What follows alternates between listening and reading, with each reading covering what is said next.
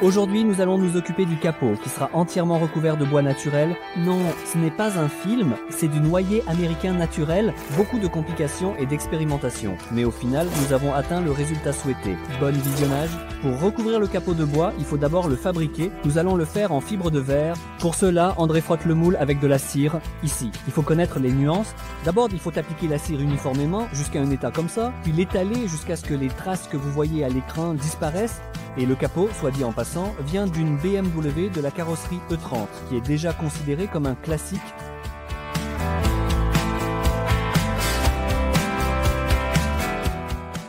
À l'étape suivante, le gel coat est appliqué sur le moule ciré. C'est un peu comme une sous-couche. Grâce à cela, la face avant sera lisse et pratiquement prête à être peinte. Mais dans notre cas, c'est pour le plaquage. Mais nous en parlerons un peu plus tard. Ces capots en fibre de verre sont le plus souvent fabriqués en deux parties et chaque partie est fabriquée séparément. C'est pourquoi vous voyez deux moules à l'écran.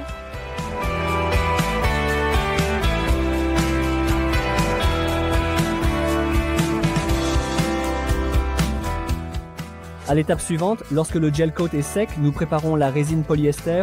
Nous mélangeons bien les deux composants et les appliquons uniformément avec un rouleau, autant que possible.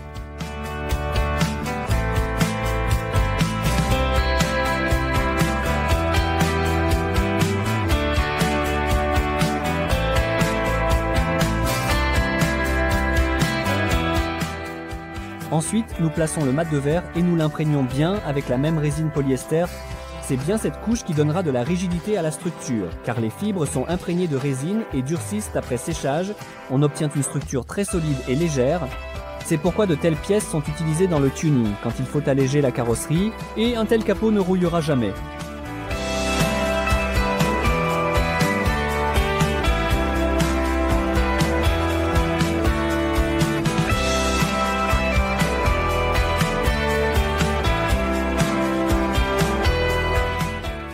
Pour étaler le mat de verre aussi uniformément que possible et se débarrasser de toutes les poches d'air, on utilise, voici un rouleau avec de fines aiguilles en métal.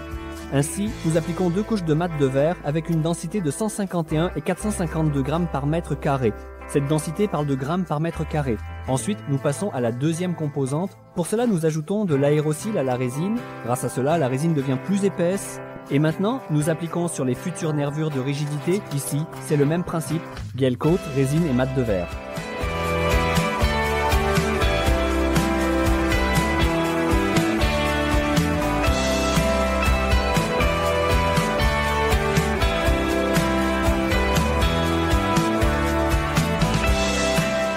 Le lendemain, on peut retirer les pièces des moules et ici, on voit clairement à quoi sert le gel coat.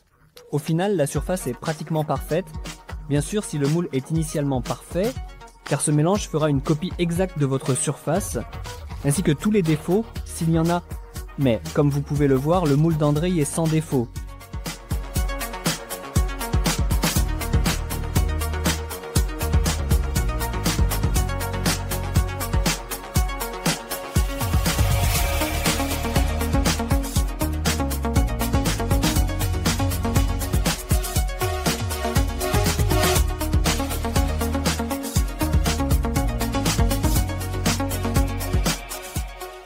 Alors, nous avons deux moules qu'il faut assembler, mais d'abord, nous coupons tout ce qui est superflu. C'est précisément à ce moment que le capot prend ses formes originales et ressemble enfin à un capot. Par la suite, toutes ses extrémités sont finies à la main à l'aide d'un bloc. Pour assembler les deux parties, nous utilisons à nouveau le moule. Elle aide beaucoup avec le positionnement et au final, il est impossible de se tromper. Aux endroits où les charnières sont fixées, nous plaçons des inserts.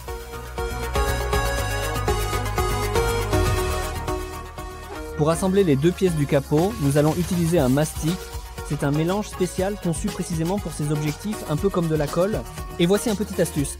Dans un ancien tube de silicone, nous mettons le mélange à l'aide d'une cuillère. On met le bouchon et on utilise la méthode habituelle, ce qui facilite beaucoup l'application.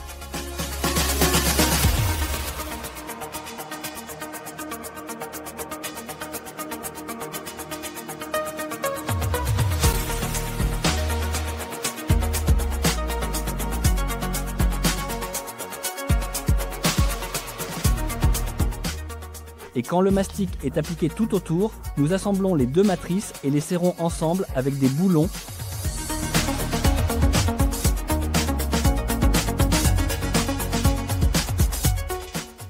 Le lendemain, nous démontons ce sandwich et avons pratiquement un capot prêt à être peint. Ou pas, comme dans notre cas, avec quelques détails supplémentaires. Il ne reste plus qu'à poncer les bords pour enlever l'excès de colle.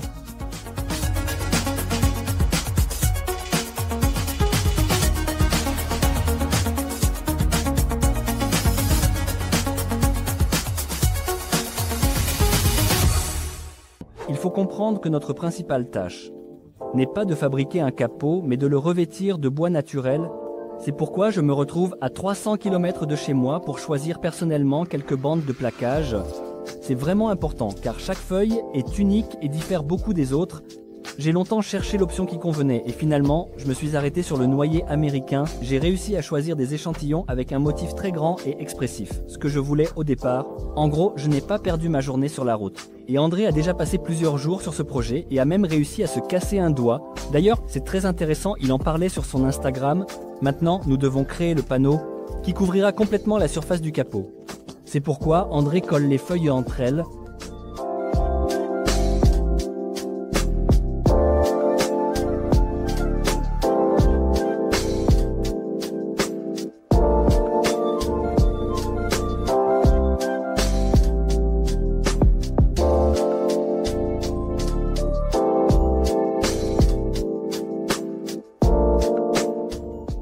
Pour bien presser une grande feuille de plaquage, nous allons utiliser un vide. Dans notre cas, un vide fait maison avec du cellophane et des bâtons. Nous coupons un morceau approprié et mettons le capot dans un sac. Il est évident que personne n'a vraiment plaqué le capot, car nous n'avons pas trouvé d'instructions détaillées en ligne. C'est pourquoi il a fallu expérimenter. D'abord à sec, nous plaçons le plaquage sur le capot pour voir si nous pouvons bien le presser uniformément contre le capot. Et nous collons le film tout autour avec un joint spécial. Comme il est autocollant, cela donnera finalement un joint hermétique.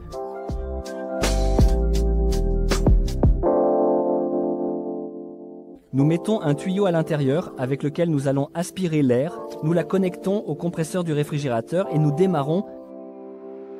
Dans l'ensemble, tout a fonctionné, mais bien sûr, il y a eu quelques défauts. Tout a fonctionné trop bien et la partie avant du capot s'est enfoncée. Tout ça à cause du vide. Ici, on voit clairement la bosse, ce qui ne nous convient absolument pas. Donc, nous recommençons tout à zéro. Nous coupons notre sac pour créer le vide uniquement sur le côté visible. Donc, nous faisons une nouvelle bordure en utilisant le vieux joint.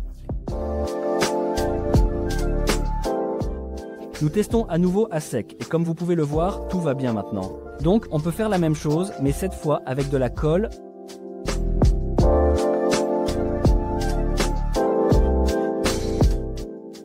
Tout d'abord, nous ponçons le capot pour que le produit adhère bien à la surface.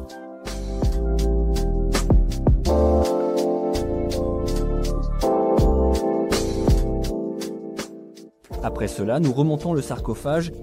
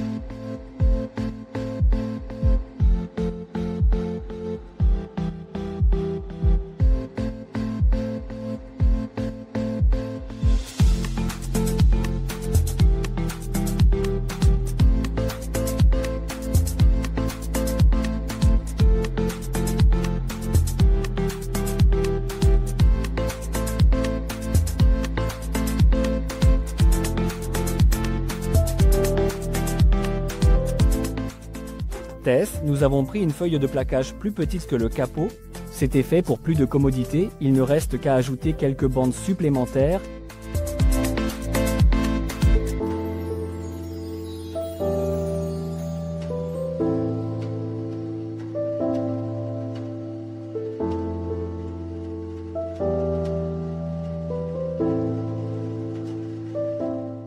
Nous les découpons, bonne taille sur place.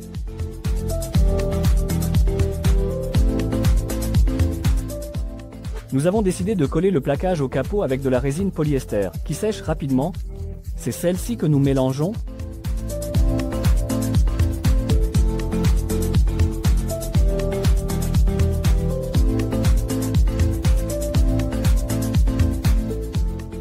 Nous mettons le plaquage sur la résine, une pellicule par-dessus, joindre la pellicule supérieure à la pellicule inférieure.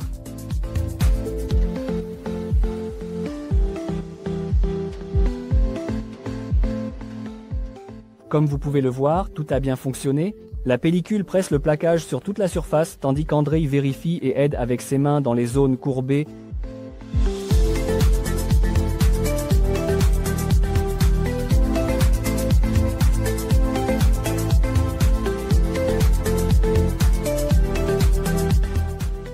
Après quelques heures, la résine a durci et nous enlevons la pellicule. Dans l'ensemble, tout va bien. Il y a bien sûr quelques petits détails qu'on peut éviter seulement avec de l'expérience, mais la technologie fonctionne dans l'ensemble.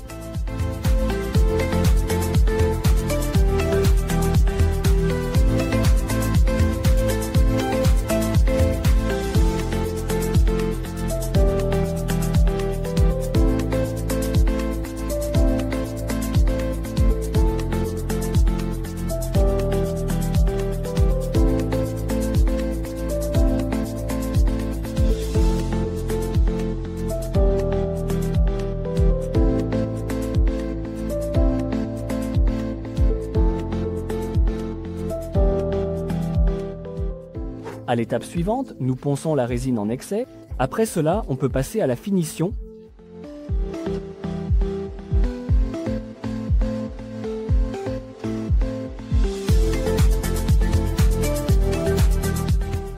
Nous dégraissons le capot tous les côtés.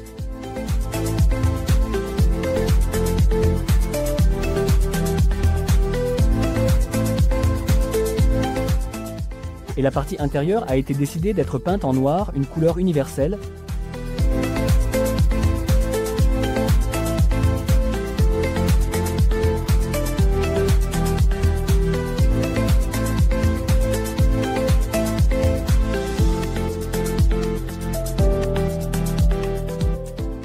Nous allons peindre la face avant avec un vernis brillant.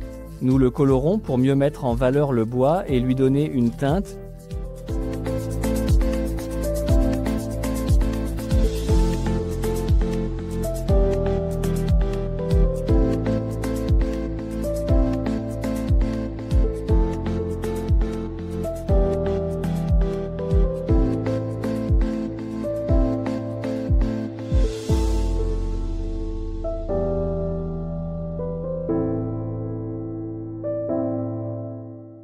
Après plusieurs couches et quelques jours de séchage, nous passons à la partie la plus intéressante.